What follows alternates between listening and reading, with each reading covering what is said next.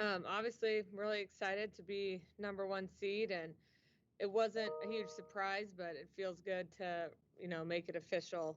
And I do think, we earned that and beat some good teams in the non-conference and didn't have any slip-ups during the regular season. So really proud of our consistency over this year.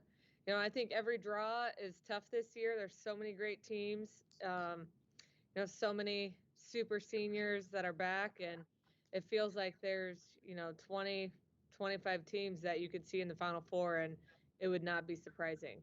So, I think we got a tough draw, but I think every draw in this tournament is tough. So, Michigan, UIC are both playing really well, and for the first and second rounds, it's definitely not going to be easy to make it to Freedom Hall.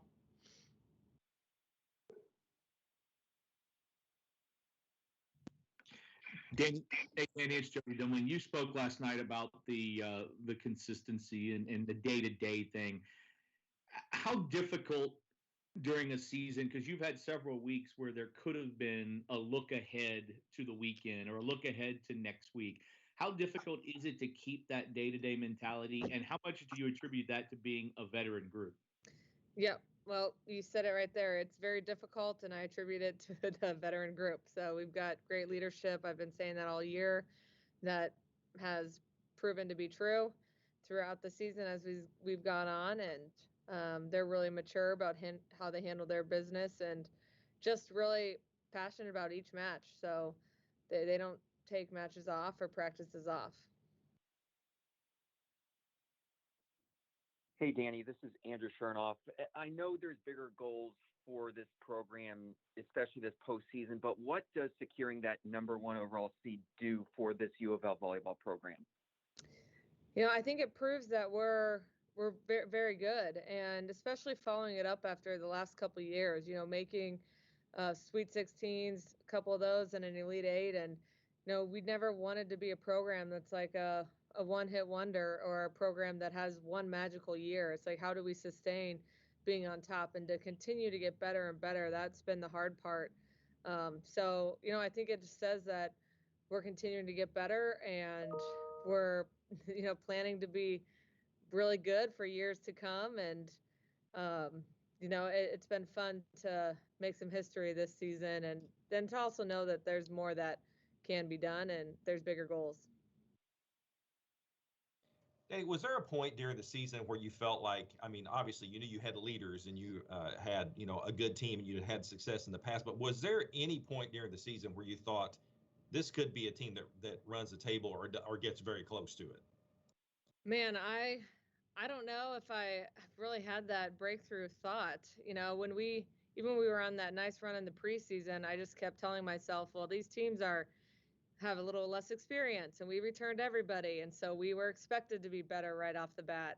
So it still kind of feels like we have work that we can do and room to grow. So, I'm confident. I know our team's very confident, but we're also very humble because we've seen what it's like when we're not playing great, and we've seen other teams that have really come on towards the end of the year and are playing amazing right now. Dani, there have been 40 NCAA tournaments, all won by male coaches. What is the significance in your mind of breaking that barrier? And I guess there are 3 of the top 10 coached by women right now.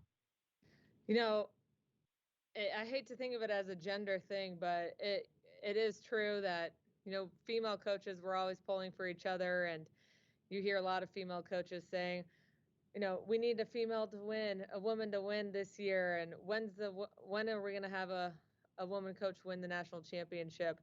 So it is cool to be in the position. That's always been a goal, to be the first female to win a national championship, and to actually be in a position where that could come true is exciting. And I think our sport is shifting a little bit. There's more and more female head coaches in the last probably 4 or 5 years that have gotten, big Power 5 jobs. So I feel like that's coming right around the corner, even if it doesn't happen this year. What do you think the barrier has been in that regard over the years? I think I don't know. Starting families seems to always be a big thing, and the time commitment that coaching takes. Um, but with technology, you just don't see that excuse. Like I said, in the last 5 years, it just seems like that's kind of a thing of the past. Have you deferred your own family to pursue this? No. Okay. On a different topic, tell me a little bit about the history with Aiko and how I guess there's a Nebraska connection there somewhere. Yeah, so she came to camp when I was an assistant coach at Nebraska. Her dad actually ran track at Nebraska, and so that's how her and I met. And when I got the job at Louisville, I wasn't sure that Aiko would have the opportunity to go to Nebraska. So I called her and convinced her to come to camp and and she loved it. And the next thing you know, she was committing. So that's the story with her. But I always was trying to convince my boss at Nebraska to give her a chance because she was a really raw athlete and somebody that needed a lot of work. But I felt like it was a big risk, but a big reward. So I was very excited to have the opportunity to make that come true here. Did you see her play in Jamaica or just in camps or what? Just camps before she committed. And then after she signed, we went and watched her in Jamaica. And there's really not a lot of high-level volleyball in Jamaica. So she was playing with her mom on a club team. So if that tells you anything. Tell me a little bit about her progress as an athlete. I mean, she's obviously an important contributor now. Yeah. How far has she come? Oh, she's come a long ways, and being able to redshirt her was really huge. And I felt like she could develop without having the pressure of playing. And that year, she probably could have helped us in moments win matches, but we knew her long-term development was a lot more important. And I think for her, it's the speed of the game and it's more live reps because, as you can see physically, she has all the tools as anybody in the country. It's just the live reps and live play that she's behind a little bit. And but when she's dialed in, she can definitely take over a match blocking and attacking, and she puts us in the mix with the best teams in the country just because of her physicality. Are there parts of her game that are still raw by your definition? Of course, but you can say that about everybody. But for her, it's ball handling and little plays, that you can't really train, that just happen in matches. Okay, thank you. Yep. Dani, how big for you? I know you just got another honor, the ACC Coach of the Year. What does that mean to you? The Coach of the Year it's exciting and it feels good, but at the end of the day, it's just a reflection of the team. And I see these awards, and of course, it's like, man, I feel like we could have gotten more of those big awards. We're undefeated, but we are really very, very balanced, and so sometimes that hurts our team a little bit, or it hurts for postseason awards when I don't think it should. So I don't know. This year in particular, probably more than any other year, I would say the Coach of the Year is way more of like team and staff of the year. Because they've done a lot of the work. Dani, can you just kind of go over what Tori means, and maybe not even as far as on the court, her leadership is so important. Yeah, and then she's so good on the court. Yeah, her leadership is a huge factor for us, and she's really grown as a leader. And a lot of people that have followed us throughout the years can probably see that, notice it, just how good she is this year. And the best thing about Tori, she's very coachable, and not just on the court, but off the court. And I think our team sees that, so she's earned their respect, and she's taught them how to be coachable, which is a huge reason why, everybody says your culture looks so great. And I think that starts with her and starts at the top. And she's never too good to make a change, which at her level, is rare. Back to what Andrew's question earlier about what does this mean in that, and again, I know you have goals. You want to win a championship in the end, but all the attention you guys have gotten this year in the number one seed, what does that do as far as, have you seen a spike in the recruiting efforts? Has Has it helped yet? I mean, or is that something that comes down the road? No, I really feel like it comes down the road. And like I said, you've seen more interest in recruiting, but, you know, you got to prove yourself as a program over multiple years. And that's what we're just beginning that. And so I think, you know, I would say that comes further down the road, but it certainly helps. And, you know, even from little things like social media followers, and that's all big for recruiting. And so this year has really helped with those.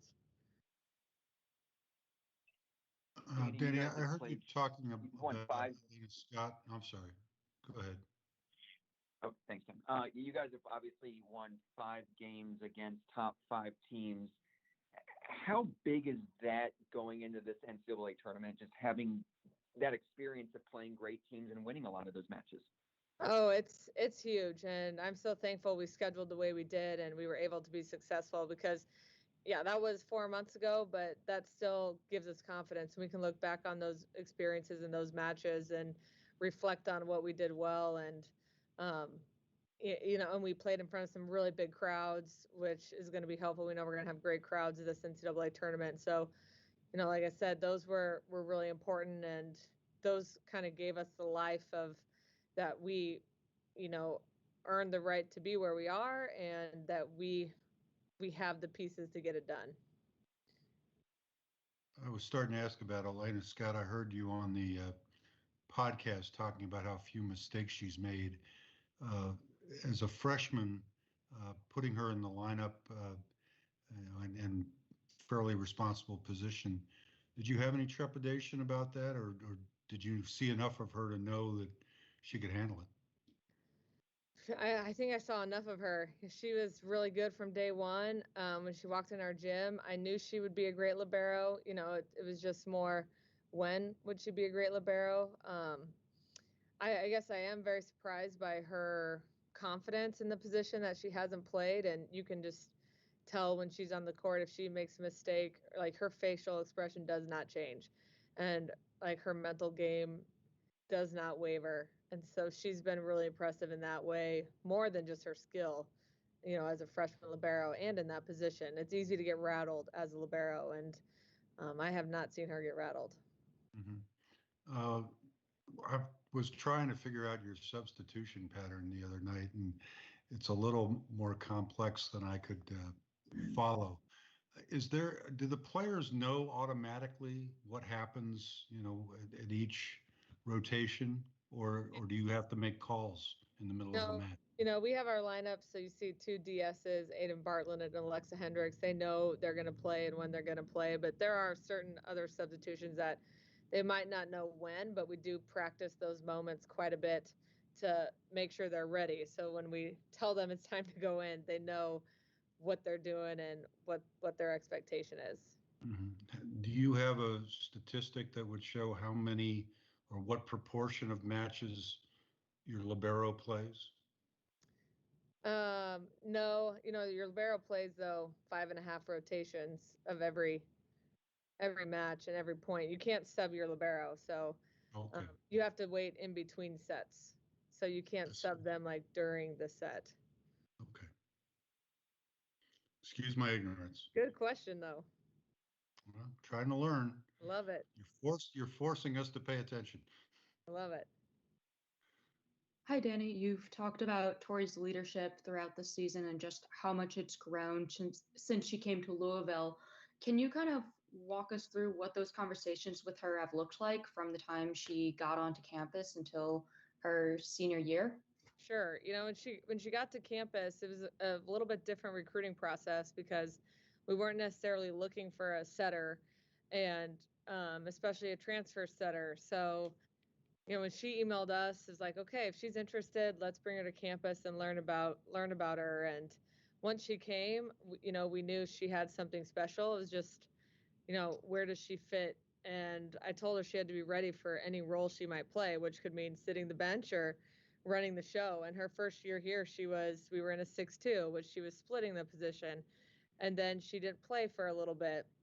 And by the end of the year, she ended up earning the starting spot. And And I think what kept her in and out of the lineup her first year was, some leadership, and she was pressing really hard to be a great leader. And, she was very vocal, and sometimes on women's teams and any team, you got to be able to handle tough moments and learn more about your teammates and how they handle it. And so she really took the time to learn how to handle each of her teammates and how to communicate. And, we watch film, and sometimes we'd watch her body language and, how could you be better here? And do you see that? And then do you see your teammates' reactions? And so, it's really impressive that she could take all that feedback and make such great changes and, become the leader that she is. And at the same time, working to earn that starting role, which wasn't easy either. So, when I look back at her 3 years, it's been really incredible, just the amount of progress she's made as a player, as a leader, and as a person. So just incredibly proud of her. And we certainly would not be here if she had refused to make changes or, acted like she was already too good to make those changes. Watching the film and her body language, was those like one-on-one sessions with you and her, or was that in a team setting? Those were one-on-one, but we do have a lot of meetings with the team, and her team knew and that we were working with her on leadership and those type of moments. So we don't hide a lot in our program, and we build trust with transparency. But really specific things were one-on-one.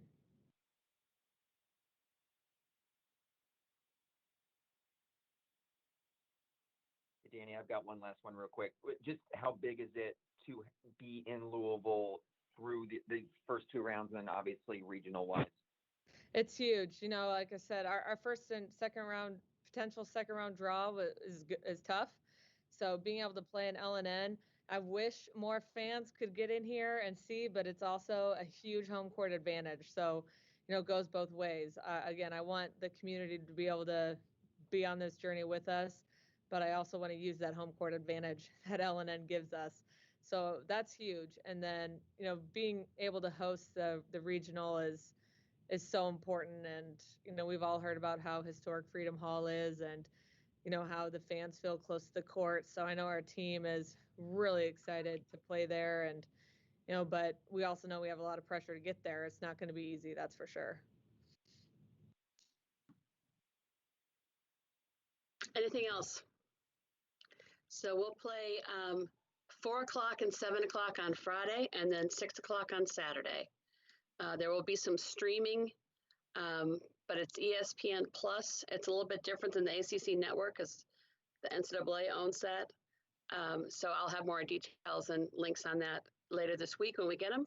And we want to thank Bellarmine again for their graciousness and working with us to get that venue, because it was going to be not ideal at the kick.